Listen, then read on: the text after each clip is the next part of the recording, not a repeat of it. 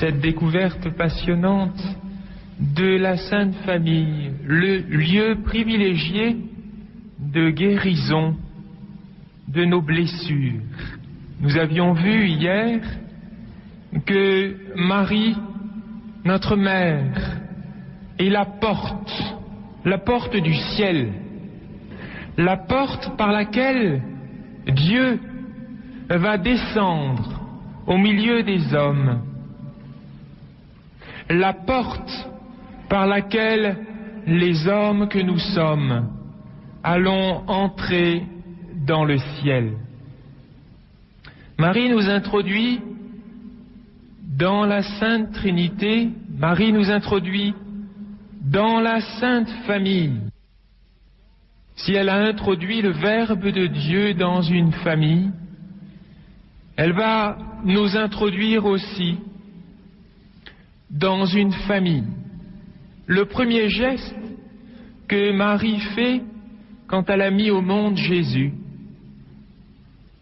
c'est de le déposer dans les bras d'un homme, d'un époux, son époux, qui devient par là même père, père adoptif du Fils de Dieu.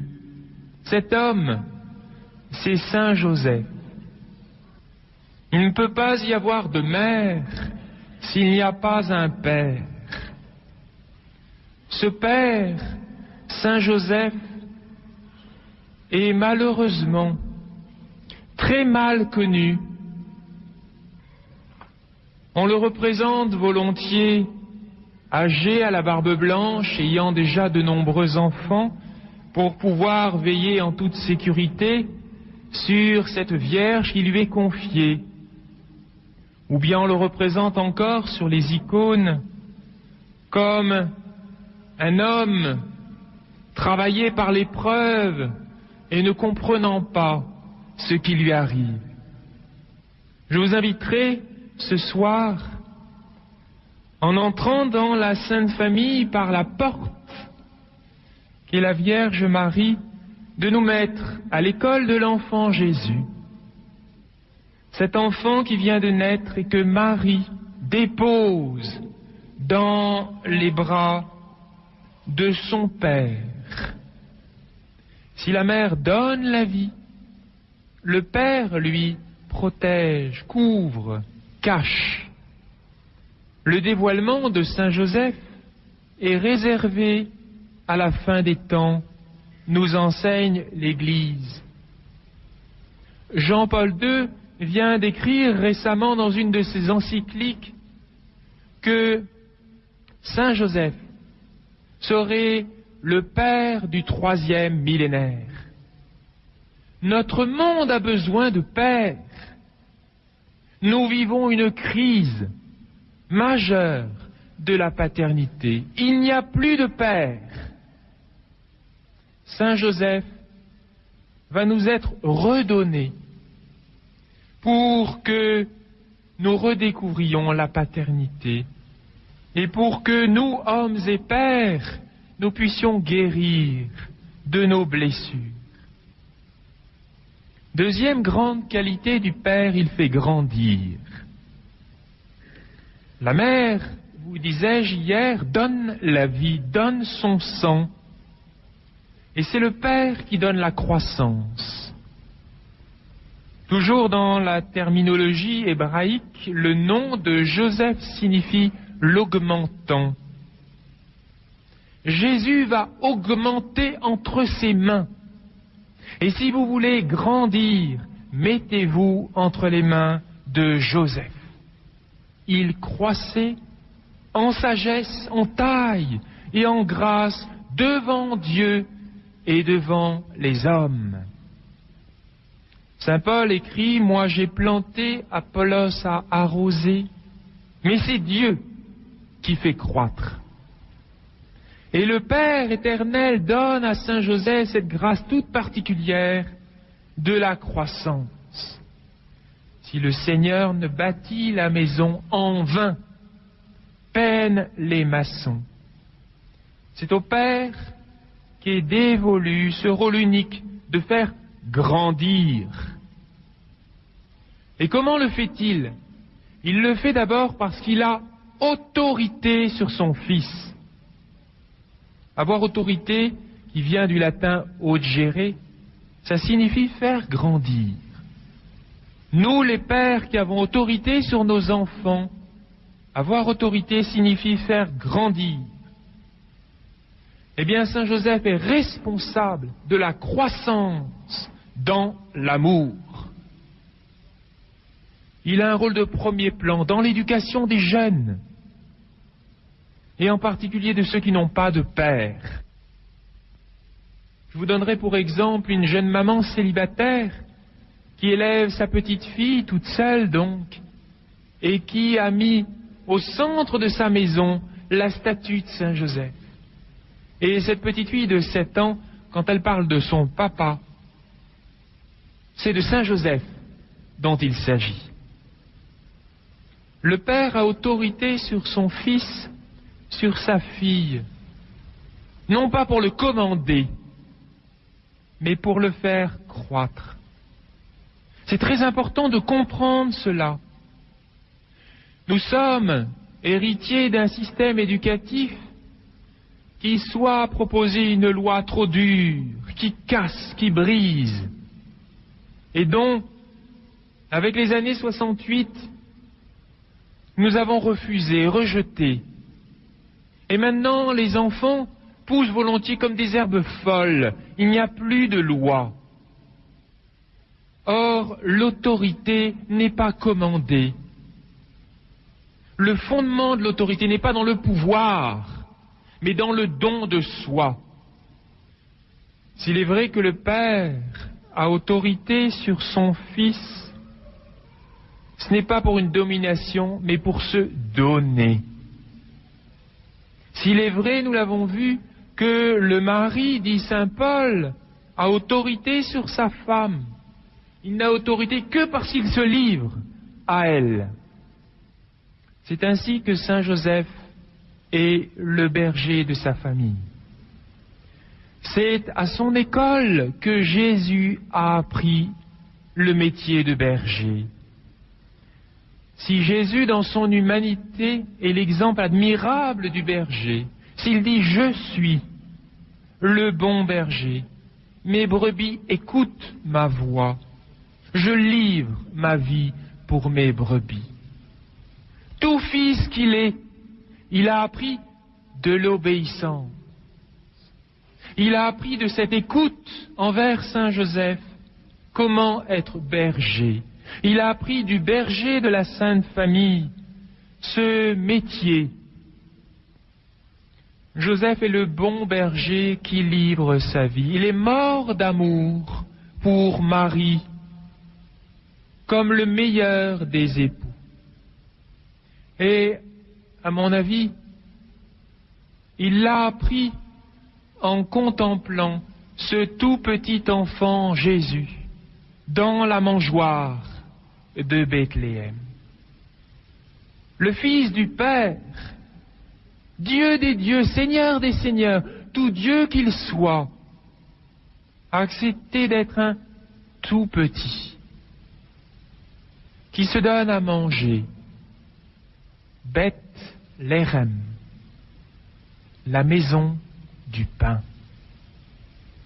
Dieu se donne à Bethléem. Et là, Saint Joseph apprend que le véritable berger est un agneau, un enfant. Le berger assoit son autorité non pas en commandant, mais en se donnant. Le terme hébreu, qui signifie petit enfant, est le même qui signifie agneau. Souvenez-vous du texte d'Isaïe, le loup habite avec l'agneau, la panthère se couche près du chevreau, le veau et le lionceau pèsent ensemble, un petit enfant les conduit. Le vrai berger est donc un homme au cœur d'enfant. Voilà le signe des bergers. un enfant couché dans une crèche. Jésus a appris de Saint Joseph ce métier, et Joseph l'a appris du tout petit enfant Jésus. Il a appris à mener cet enfant agneau jusqu'à la stature de berger de l'humanité entière. Et il peut donc nous mener, nous les hommes et les pères, à cette stature de berger de nos enfants, berger de nos familles, berger de ceux que Dieu nous confie. Je vois souvent dans des couples la maman qui a autorité sur ses enfants. C'est la maman qui décide ce que ses enfants doivent faire.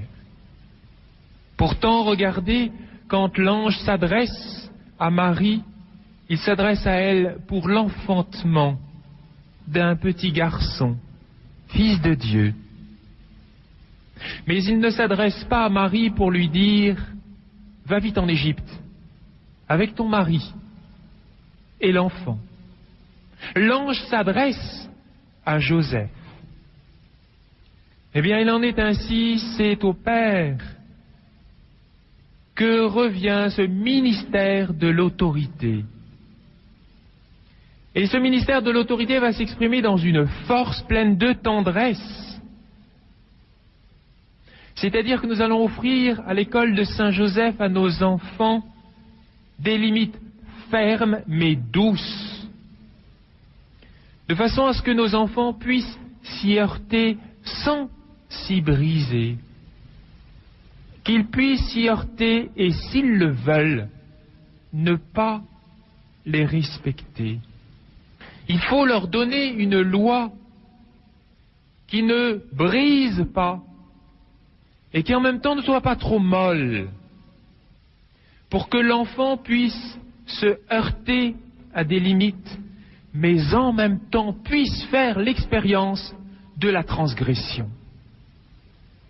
Un exemple simple qui va illustrer mon propos. Un petit enfant de 2 ans qui s'approche d'une bougie, 1 an et demi. Il s'approche d'une bougie et il trouve ça tellement beau qu'il a envie de mettre son doigt dans la bougie.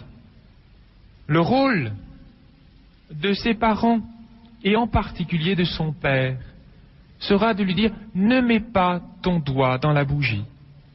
Parce que si tu le fais, tu vas te brûler, tu vas te faire mal. » Soit l'enfant croit la parole de son père et il ne fera pas l'expérience de la transgression. Soit, et vous le savez bien, surtout à 2 ans, parle toujours, tu m'intéresses, je vais mettre mon doigt dans la bougie. Et voilà ce petit enfant qui met son doigt dans la bougie et qui se brûle et qui pleure. Il a fait l'expérience de la transgression, il a fait l'expérience de la douleur, de la transgression. Et il découvre donc que la parole de papa ou de maman est vraie. Et que donc c'est une parole d'amour. C'est une parole pour protéger, pour sécuriser, pas pour briser. Il n'y a pas besoin de lui donner une tape sur la main pour qu'il ne mette pas son doigt dans la bougie. Et il n'y a pas lieu non plus de lui dire « Je te l'avais bien dit, tu vois, si tu avais écouté papa, ça ne te serait pas arrivé. » Car le simple fait de se brûler lui manifeste que vous avez raison. Eh bien, c'est ainsi que Saint Joseph nous apprend à éduquer nos enfants, comme il a éduqué l'enfant Jésus. Le Père initie son Fils au combat. La maman, nous l'avons vu, est davantage consolation. Il faut que la maman soit toute proche de son enfant. Il faut que quand l'enfant a besoin d'un câlin, c'est vers maman qu'il puisse aller. Et que maman soit toute proche, le touche, le prenne dans ses bras, le couvre de baisers, de caresses, qu'elle le serre contre son cœur et lui manifeste sa tendresse. La paternité est différente. Si Marie a joué ce rôle auprès de Jésus, Saint Joseph a eu une place différente. Nous, les pères, nous n'avons pas la même proximité avec notre enfant, parce que nous allons lui apprendre autre chose. Notre rôle, c'est d'apprendre à nos enfants la séparation. Et cette séparation sera pour l'enfant un douloureux combat. Le père, c'est en quelque sorte ce troisième qui s'introduit dans une relation à deux, maman avec son enfant, l'enfant avec sa mère. Cette relation, elle a un temps. Et ce temps est limité. Disons les 3 premières années. Vous savez qu'un enfant demeure dans le sein de sa mère pendant 9 mois et après, il faut qu'il sorte. Car s'il dépasse son terme de 15 jours, il meurt. Il faut que l'enfant se sépare de sa mère et qu'il découvre son père. Et il faudra plus tard qu'il quitte et sa mère et son père pour grandir. C'est le père qui provoque cette prise de distance entre la mère et son enfant. Et cette prise de distance n'est pas consolante. Cette prise de distance pour l'enfant est un certain combat, une certaine souffrance, mais qui va être vivifiante, qui va être fortifiante pour nos enfants. C'est donc le rôle du père d'apprendre à l'enfant à quitter maman, à affronter les difficultés de la vie, à aller jusqu'au bout de ce qu'il entreprend. S'il n'y a pas de père, si maman garde son enfant pour elle, alors apparaîtront des troubles graves d'identité, des difficultés à s'engager, des angoisses paralysantes et une immaturité psycho-affective. La séparation est une nécessité dans la pédagogie de Dieu. Lisez les premiers chapitres de la Genèse, chaque fois que Dieu crée, il sépare. Que la lumière soit, il sépare la lumière des ténèbres. Il crée les eaux, il sépare les eaux du ciel des eaux de la terre. Il crée l'homme et il sépare l'homme de la femme, c'est-à-dire qu'il tire du côté de l'homme la femme pour les unir ensuite davantage. Donc le père est celui qui va apprendre à son enfant que dans la vie, il y a une nécessité de la séparation, c'est-à-dire la nécessité d'affronter la mort. Le père initie son enfant au travail de deuil. Que dit Dieu à Abraham qui va devenir le père de tous les croyants? Il faut que tu quittes ton père, ta mère, ton pays, ta parenté, et que tu ailles dans le pays que je t'indiquerai. Qui est-ce qui a invité Thérèse à quitter son enfance? Thérèse a 14 ans. Elle est dans une situation d'immaturité psycho-affective. Elle est en retard dans son développement affectif. Qui va être à l'origine de cette grâce de Noël? Son père. Son père Louis Martin, qui va, par une petite phrase, lui signifier qu'il en a assez de fêter Noël comme avec des tout-petits. Et cette parole va vriller le cœur de Thérèse et la pousser en avant. Ce sera le début de sa course de géant. Une autre qualité de Saint Joseph, qui rejoint un petit peu tout ce que je suis en train de vous dire, Saint Joseph est l'homme de la nuit.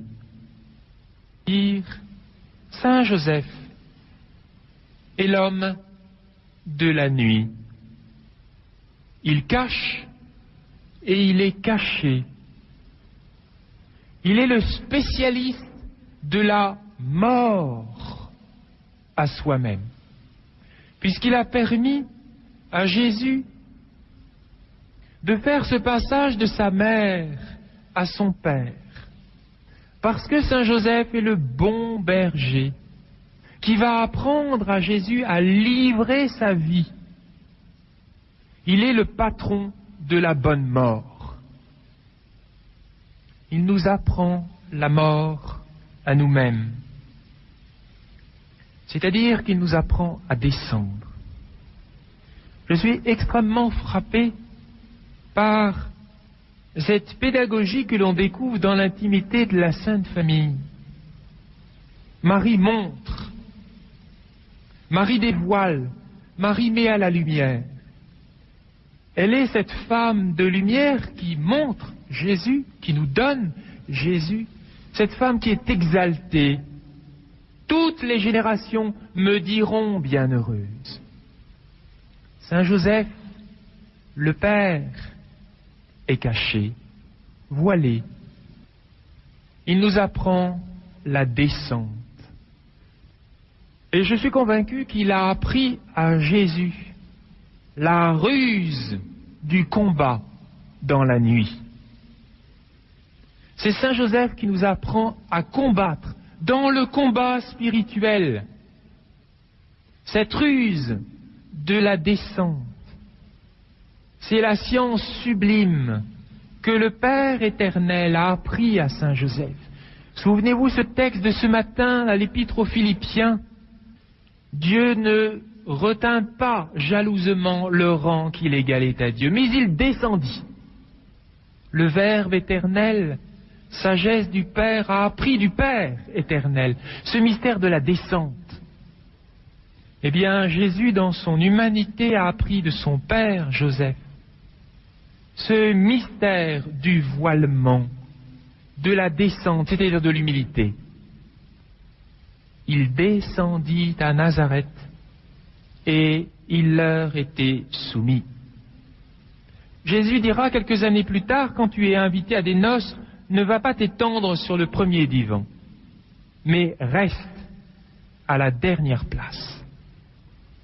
Joseph apprenait cette science de la descente à Jésus. Ce mystère de la kénose, ce mystère de la lutte contre le mal. Pour lutter contre le mal, il faut se servir des armes de l'humilité. C'est-à-dire que Saint Joseph est le passeur de l'immaturité psycho-affective à l'état d'enfance spirituelle. La petite Thérèse l'a expérimenté dans sa chair. C'est pour ça qu'elle est un modèle pour notre époque. De qui a-t-elle appris cette descente? Mais de Louis Martin, qui est une véritable icône de Saint Joseph, et que les sœurs du Carmel de Lisieux, du Carmel Saint Joseph, appelaient le Saint Joseph du Carmel. Je vous disais hier, Louis Martin a perdu son métier par amour pour sa femme. Il a vendu son magasin, il a donné à Dieu son épouse, il a donné ses 5 filles, et il a donné ce qui est si précieux pour un homme, son intelligence, sa tête. Autre qualité du Père, il est gardien du temps. C'est un aspect très intéressant de la vocation du Père, très complémentaire de celle de la femme et de la mère. La femme est beaucoup plus intuitive que l'homme. Elle est plus intérieure. Donc elle est, nous dit la tradition, naturellement plus spirituelle. Et c'est pour cela que quand Dieu veut converser avec l'homme, il passe par la femme. Quand il veut venir parmi les hommes, il passe par la femme. Et c'est pour ça que la femme est prophète. C'est-à-dire que souvent dans le couple, les intuitions sont données par la femme. Sur elle repose l'Esprit de Dieu. Mais si la femme souvent reçoit les intuitions, attention aux époux de bien écouter votre épouse dans ce qu'elle vous dit. Si la femme a l'intuition, elle n'est pas capable, parce qu'elle n'a pas reçu cette grâce, de juger de l'heure et du moment. C'est une des caractéristiques de Saint Joseph, une des caractéristiques du Père de nous enseigner l'art de l'heure et du moment, l'art du moment favorable. Par exemple, l'art de patienter est un des charismes propres de Saint Joseph que vous apprendrez auprès de lui. Il nous apprend l'effort et il nous apprend l'art de se donner sans s'épuiser, c'est-à-dire d'aller lentement jusqu'au bout, dans la persévérance et la constance. Qu'est-ce qui manque aux jeunes actuellement? C'est ce sens de l'effort mesuré. Soit ils foncent comme des fous, ils s'épuisent, ils arrêtent tout, soit ils disent j'ai pas envie et ils ne font pas. Eh bien, mettez-vous à l'école de Saint Joseph. Comme le dit si bien Saint Paul, on peut être éprouvé, mais jamais anéanti. Livrer sa vie ne consiste pas à se brûler. Comme on le dit souvent de façon humoristique, nous sommes invités à être agneaux, mais pas méchouis. Eh bien, tout l'art de la paternité à l'école de Saint Joseph consiste à se donner en ménageant sa monture, pour se donner dans le temps. Car il faut pouvoir aller loin, en usant correctement de ses forces. C'est par votre constance que vous sauverez vos vies, dit Jésus. Et de qui a-t-il appris cette constance? De son Père. Lui, le Fils, parfaitement obéissant au Père. Quand on lit cette parole, on pense au Père éternel, mais il a commencé à être parfaitement obéissant à son Père adoptif, Joseph. Donc vous apprendrez avec Joseph à ne pas vieillir, c'est-à-dire à ne pas vous durcir, mais à rajeunir, à vous assouplir, à vous simplifier, à entrer dans cette jeunesse spirituelle. C'est une des merveilles du rapport avec Dieu, avec le Père, que la maturité et l'esprit d'enfance grandissent dans la même mesure, dit le grand théologien Ernst von Balthasar. Maturité et esprit d'enfance. C'est à l'école de la Sainte Famille que l'on découvre cela. Attendre le moment favorable. Quelle science merveilleuse que celle-là! C'est la tactique du chasseur aux aguets qui attend le moment pour bondir. Mon temps n'est pas encore venu, dit Jésus. Et il s'adresse aux pharisiens en leur disant, votre temps à vous est toujours favorable. Eh bien justement, dans Saint Jean, l'évangile du Père, Jésus ne cesse de parler de son heure, de l'heure de son Père. Il a appris de Saint Joseph cette richesse spirituelle extraordinaire qui consiste à vivre dans l'instant présent, toujours nouveau, toujours inédit, mais exigeant, qui est le temps du Père. Ce temps est rigoureux.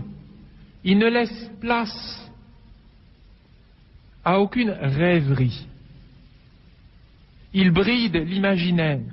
Je suis frappé personnellement comme à l'école de Saint Joseph, on finit par détester toute rêverie, tout vagabondage de l'intellect, toute distraction. On est de plus en plus amoureux de l'instant présent, qui est un instant éternel, lieu de la rencontre avec Dieu. Si souvent nous nous parlons dans notre tête, ça vous arrive jamais de vous parler à vous-même en vous tutoyant? Tu devrais faire comme si, ah mince, si j'avais pensé à ça, j'aurais dû, etc. Eh bien, Saint Joseph vous apprendra à vous taire, à cesser de tourner dans votre tête cet auto-dialogue avec vous-même. Car là, dans ce dialogue avec soi-même, l'Esprit Saint ne peut pas entrer. Par contre, le tentateur entre. Et il va vous culpabiliser en vous disant que vous n'êtes pas à la hauteur, vous n'êtes pas comme il faut, vous êtes moche. vous n'êtes pas aimable. Saint Joseph nous apprend ce silence. Et il nous apprend à juger de l'heure et du moment. C'est aujourd'hui le temps favorable, dit l'Écriture. C'est aujourd'hui le jour du salut. Et l'on voit, par exemple, à Cana, Marie. Marie avec son intuition prophétique propre à la femme, qui vient voir Jésus, l'homme Jésus, pour lui dire, ils n'ont plus de vin. Et Jésus leur répond, mais femme, qu'y a-t-il entre toi et moi? C'est à moi de juger de l'heure. C'est à toi de me dire qu'ils n'ont plus de vin, mais c'est à moi de juger le moment favorable. Et comme Marie, bien sûr, est dans la plénitude du Saint-Esprit, c'est l'heure.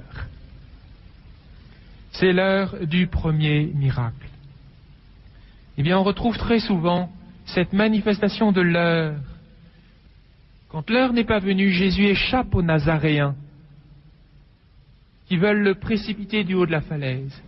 Il échappe aux Juifs à Jérusalem à 2 reprises qui veulent s'emparer de lui pour le tuer. Et puis quand viendra l'heure des ténèbres, Jésus dira aussi « Mon heure, l'heure de mon Père est venue ». Et quand tout sera terminé, Jésus dira « Tout est accompli ». À cause du péché, nous avons toujours envie de faire tout de suite. Nous sommes incapables de patience. Tout nous est donné. Tout. Tout nous est donné dans le Christ, en prémisse, pas en plénitude. C'est-à-dire qu'il nous faut entrer dans une patience, dans ce temps de la croissance, qui est le temps du Père. Le refus du temps, c'est le refus d'être fils. Le désir de vouloir tout de suite, c'est l'attitude des bâtards et des orphelins. Mais nous ne sommes pas des bâtards, nous sommes des fils. Et à l'école de Saint Joseph, nous apprendrons à dire, comme Thérèse, « Je choisis tout. Et je sais que tout m'est donné aujourd'hui en prémisse, mais que cette plénitude va m'être donnée progressivement. » Voilà ce que Joseph a appris à Jésus. Vivre avec Joseph nous fait entrer dans ce climat très particulier de patience, de souplesse, de confiance, d'humilité. Autre qualité du Père, il est silencieux. La tradition juive dit la chose suivante, Dieu a créé le monde en 10 paroles. Il en a donné 9 à la femme et 1 à l'homme. Alors vous comprenez, mesdames, pourquoi votre mari est si silencieux. Et quand vous lui dites, mais parle-moi donc, eh bien qu'il a beaucoup de mal à parler.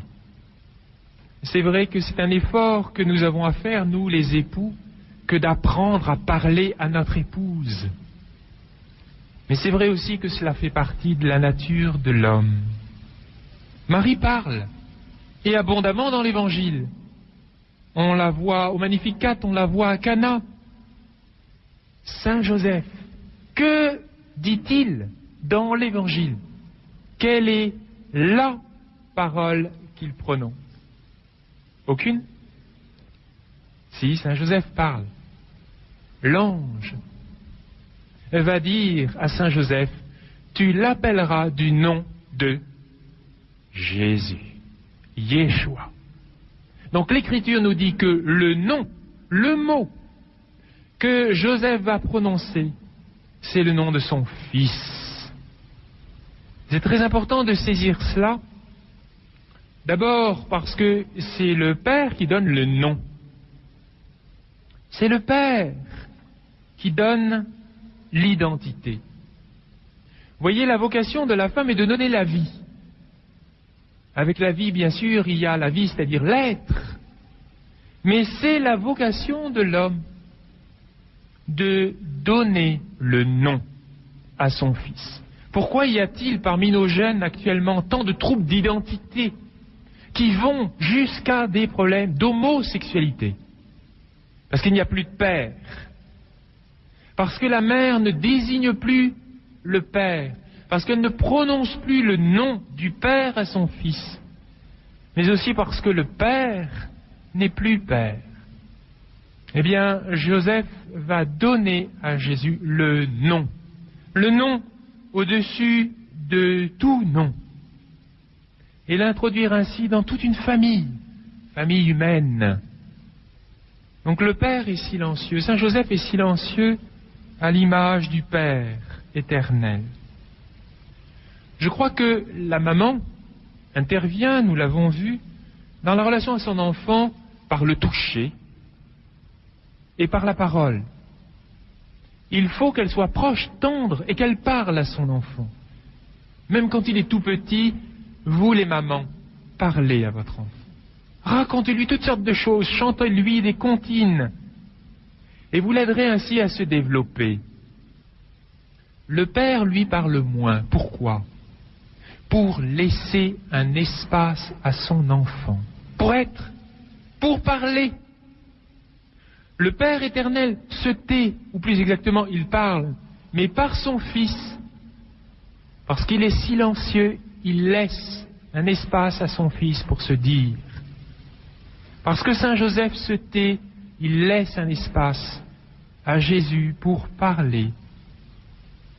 Si le Père parle trop, le Fils ne peut pas s'exprimer. Que d'exemples j'ai rencontrés de fils écrasés par leur Père. Un papa qui sait tout, qui parle de tout, et qui ne laisse pas son Fils prendre la parole et se dire. Le silence est la plus grande des séparations. Et il s'agit bien sûr d'un silence d'amour, d'un silence plein où l'enfant va pouvoir être, où il va pouvoir penser, où il va pouvoir dire ce qu'il désire en face de son Père, sans que celui-ci ne l'opprime par sa parole ou ne l'empêche de dire ce qu'il aime, ce qu'il n'aime pas.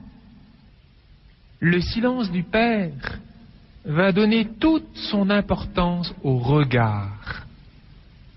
Le regard du Père. Regard de tendresse. Regard de bénédiction. Regard d'amour. Regard qui couvre, qui veille, qui protège. Souvenez-vous de ce passage de l'Écriture. Il le regarda et l'aima. Ça vous a jamais bouleversé, ce regard de Jésus qui se pose sur le jeune homme riche dans Saint Marc? Il le regarda et l'aima. Mais pourquoi Jésus regarde-t-il ainsi? Parce que c'est ainsi qu'on regarde dans la Sainte Famille. C'est ainsi que Jésus a été regardé par Saint Joseph. C'est ainsi que Saint Joseph a regardé la Vierge très pure. Le regard du Père, le regard de Joseph est pur. Le regard de Joseph est chaste. Que de femmes j'ai rencontrées qui ont été libérées par le regard de Saint Joseph, parce qu'elles avaient été blessées par un regard impur de leur papa.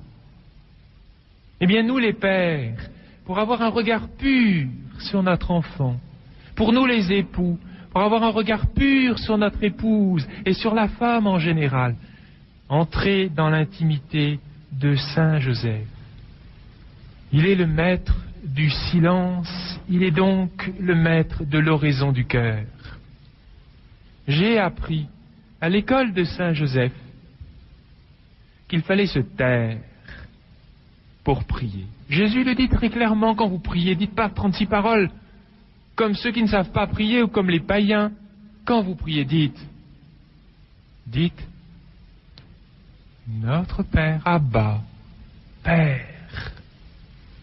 Eh bien, Saint Joseph nous apprend l'oraison du cœur, c'est-à-dire qu'il nous apprend à faire silence.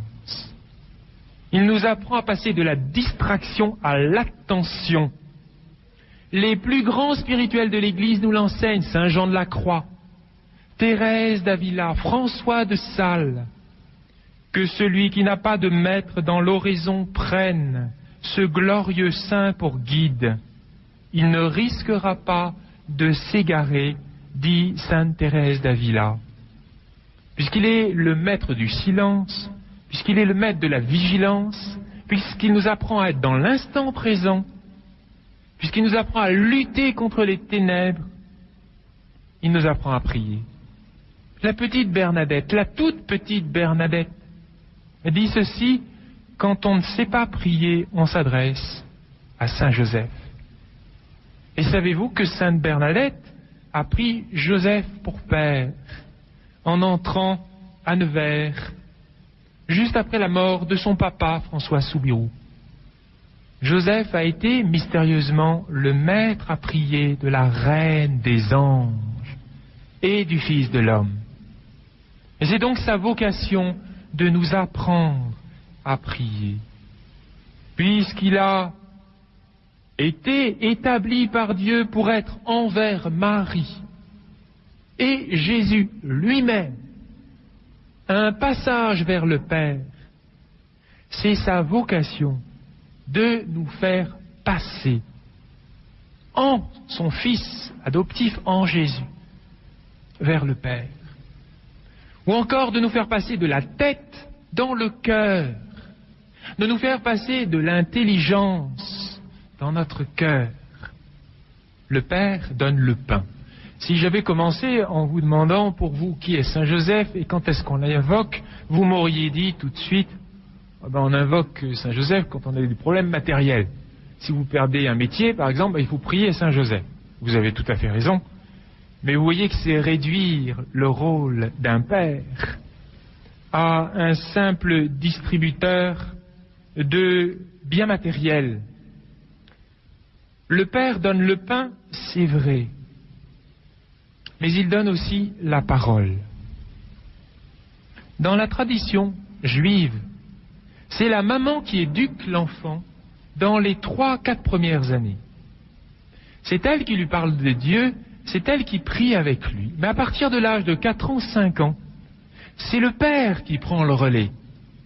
C'est le père qui mène son enfant à la yeshiva et qui va lui enseigner progressivement la parole. Où sont les pères dans l'éducation religieuse? N'est-ce pas là le pain de la parole? Je suis triste de constater que nous avons, nous les pères, déserté ce rôle que Saint Joseph a vécu auprès de Jésus. Soyez attentifs à l'éducation religieuse de vos enfants dès qu'ils sont en âge d'entrer en relation forte avec vous, c'est-à-dire à partir de l'âge de 4 ans. C'est aussi le père qui apprend à son enfant à se nourrir du pain des événements. Le pain des événements, c'est la providence de Dieu. Et dans les événements, nous le savons, il y a de tout. Des événements joyeux, des événements pénibles, des événements terribles. C'est au Père que revient ce rôle d'affronter, d'apprendre à son enfant à affronter les événements, à accueillir les événements joyeux, à affronter les événements pénibles et à entrer dans le mystère de la croix des événements terribles. Car le Père est celui qui protège. Mais si nous allons jusqu'au bout, puisque le Père c'est d'abord et avant tout le Père éternel, le Père c'est celui qui protège, et notre Père c'est celui qui délivre. C'est-à-dire quand nous sommes dans la main du mal, quand nous sommes broyés par la souffrance, l'angoisse et l'épreuve, l'heure des ténèbres, c'est aussi mystérieusement l'heure de la croix, c'est-à-dire l'heure du Père. Ce moment où le Fils que nous sommes crie vers Dieu, « Mon Dieu, Père, tu m'as abandonné. » Mais aussi où dans le Fils, avec le secours de la prière et de l'offrande de la Vierge Marie, nous sommes invités à dire « Père, je remets mon esprit entre tes mains. » À la fois crier notre détresse au Père et en même temps crier notre abandon, notre confiance en sa paternité toute puissante. Faites l'essai dans l'intimité de Saint Joseph, vous goûterez à cette délivrance de Dieu dans l'épreuve. Le père est celui qui initie au travail, c'est-à-dire qui apprend à son enfant le choc avec le concret. Vous savez que Jésus était charpentier comme son père. Et je crois qu'une qualité du père, si vous ne l'avez pas, il faut la chercher, c'est de savoir bricoler. Si vous ne l'avez pas, demandez à Saint Joseph de vous aider. Et vous verrez que ça ira mieux. C'est-à-dire de chercher, de grandir dans ce sens du concret, pour apprendre à nos enfants à manier des objets, à manier des outils. Saint Joseph a appris à Jésus comment on se donne dans son travail.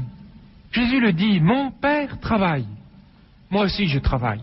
Quand on lit Saint Jean, on pense mon Père du ciel. Mais lisez Saint Jean en changeant chaque fois mon Père ou le Père par Joseph travaille. Mon Père, Joseph, travaille. Moi aussi, je travaille. Nous savons que Jésus n'appelait pas Saint Joseph Joseph et Marie ma mère, maman, mais qu'il appelait Saint Joseph Abba, papa, père. Puisque Marie, à l'âge de 12 ans, lui dit ton père et moi, nous te cherchons. Sinon, elle aurait dit Joseph et moi, nous te cherchons. Le père fait mémoire. Écoutez bien, vous qui êtes époux et père, la maman donne la vie, c'est-à-dire qu'elle donne les racines à son enfant. La source de notre vie vient de notre maman. Et c'est le père, c'est l'époux qui fait mémoire des origines. C'est-à-dire, le père désigne à son enfant la mère comme source de vie et la femme comme lieu d'émerveillement de l'homme. Je le constate avec nos 4 petites filles. Si vous dites, vous les pères, à vos enfants, regarde ta maman, comme elle est belle, c'est la plus belle. C'est pour ça que je l'ai choisie. Eh bien, j'étais frappé du regard de nos enfants. Au début, elles me regardaient un petit peu sceptique, et puis progressivement, ouvrant des yeux émerveillés. Elles voyaient maman dans le regard de papa. Eh bien, Jésus a regardé Marie dans le regard de Joseph. Il a regardé sa maman dans le regard de son père. Alors, pour un petit garçon, se construira dans son cœur cette vérité biblique que la femme est le lieu d'émerveillement de l'homme. L'os de mes os, la chair de ma chair.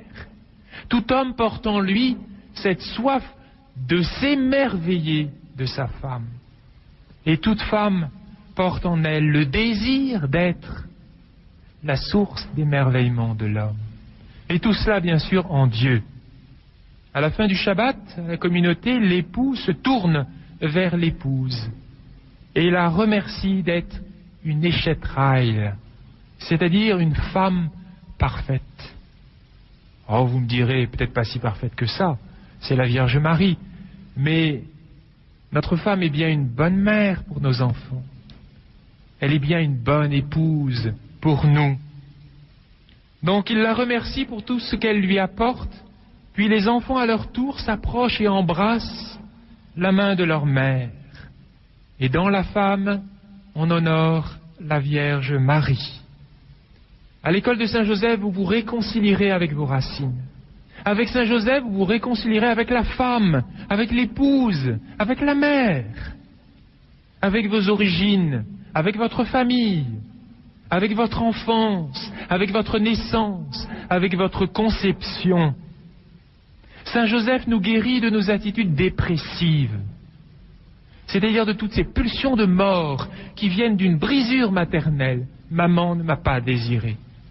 Et voilà que 30 ans plus tard, 40 ans plus tard, je porte en moi des espèces de désirs de mort, je ne sais pas d'où ça vient. Le matin, j'ai pas envie de me lever.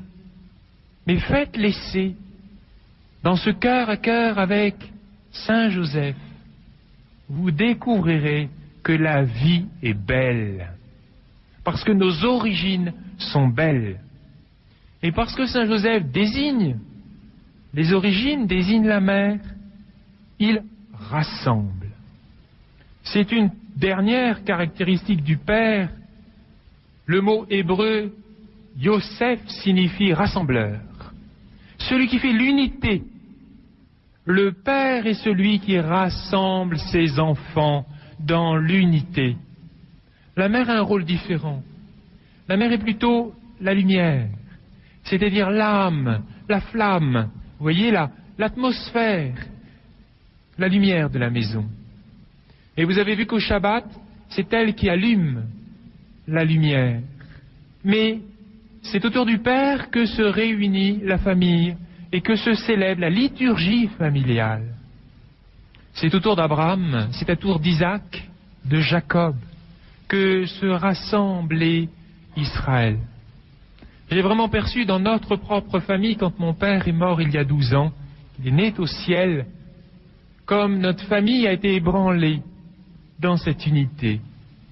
L'Église se réunit autour de son chef, le pape. Et notre Saint-Père est plus que jamais un rassembleur, un vrai Père.